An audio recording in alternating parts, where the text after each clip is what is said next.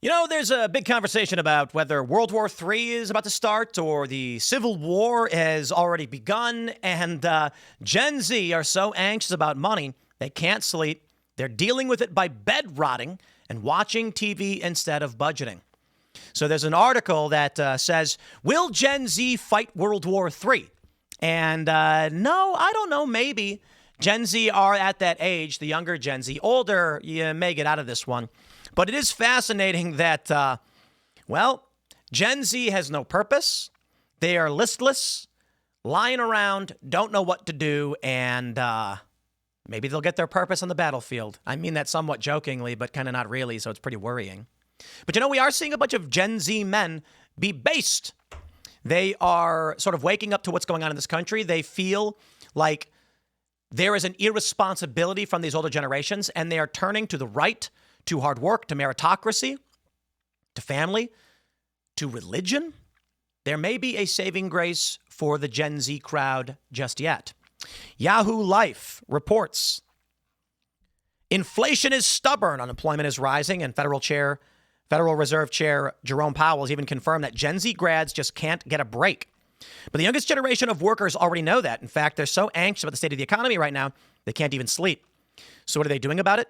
They're perhaps counterintuitively bed rotting and watching TV.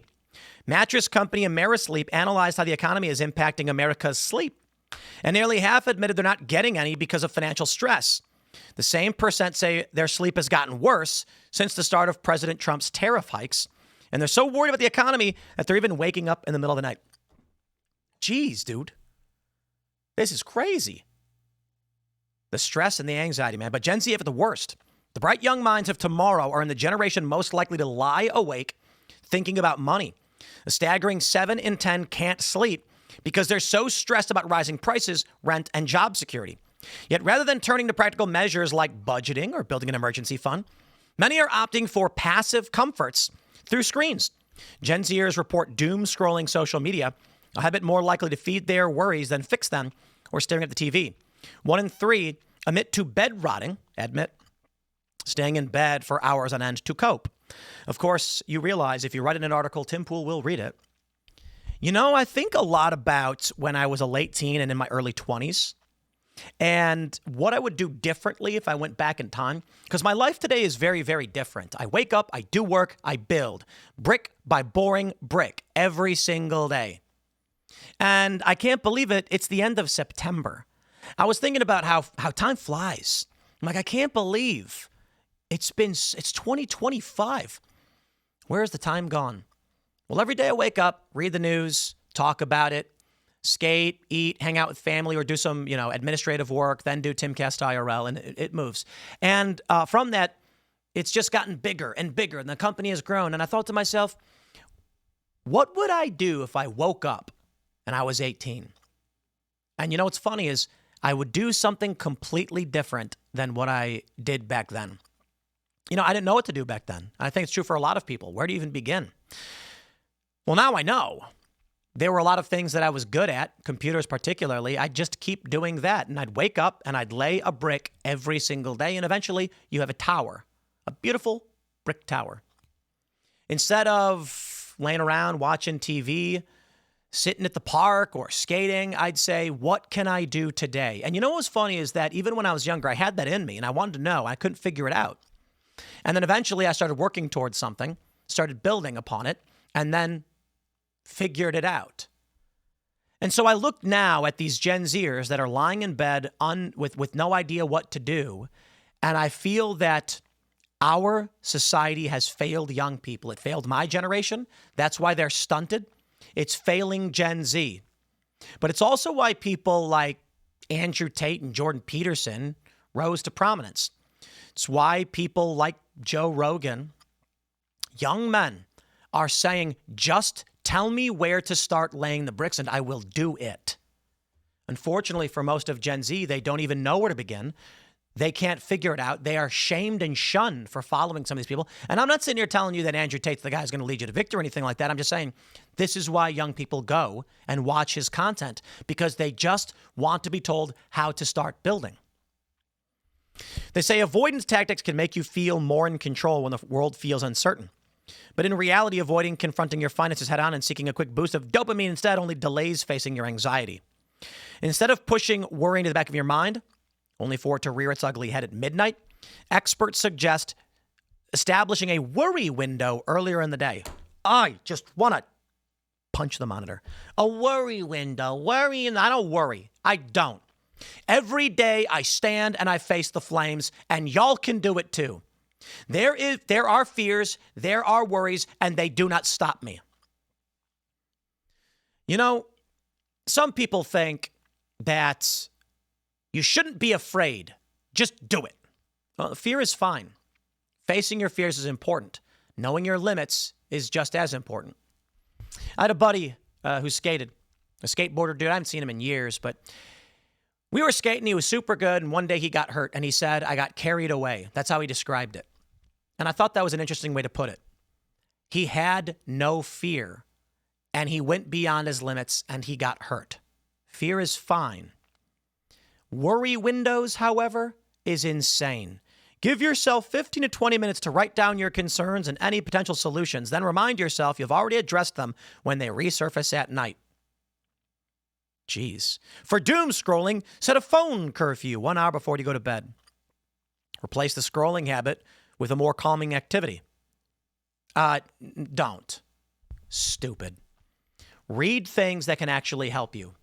Read The Art of the Deal. It's kind of an old book, but maybe you'll learn something whether you like Trump or not. Learn about finance. Read about business.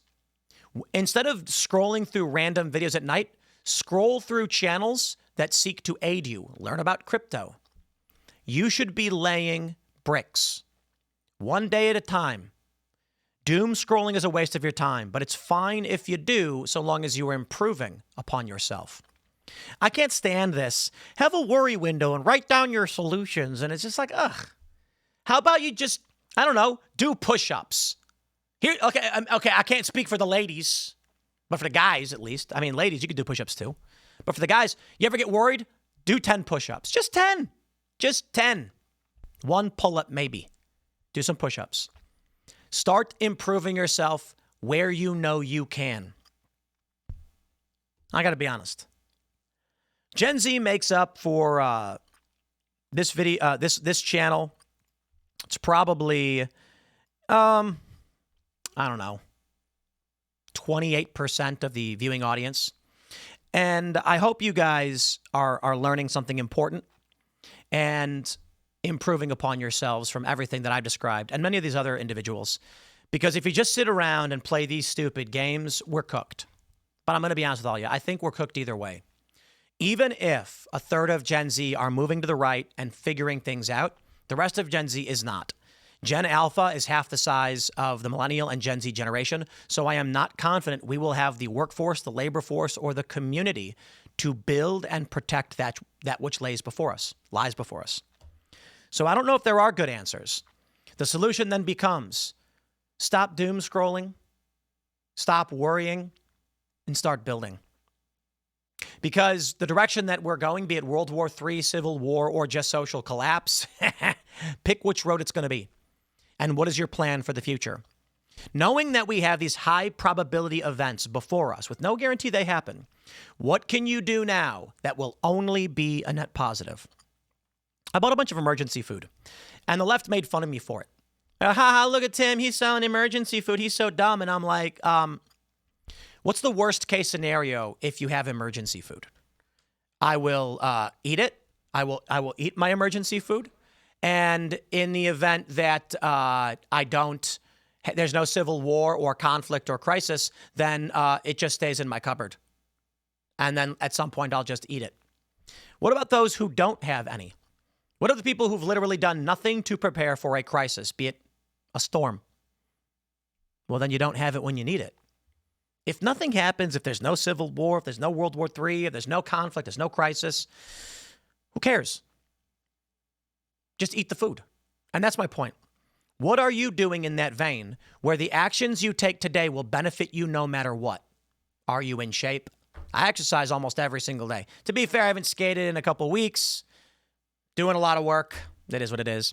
But skate fairly often, which is great cardio, leg strength. And I was lifting for a while. I've got to get back to doing it. But these things are nothing but beneficial to you. So as you read these articles, Gen Z, about, I don't know, being bedrotten, what are you doing?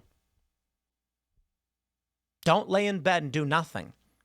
There's always something you can do, and it starts maybe going for a walk.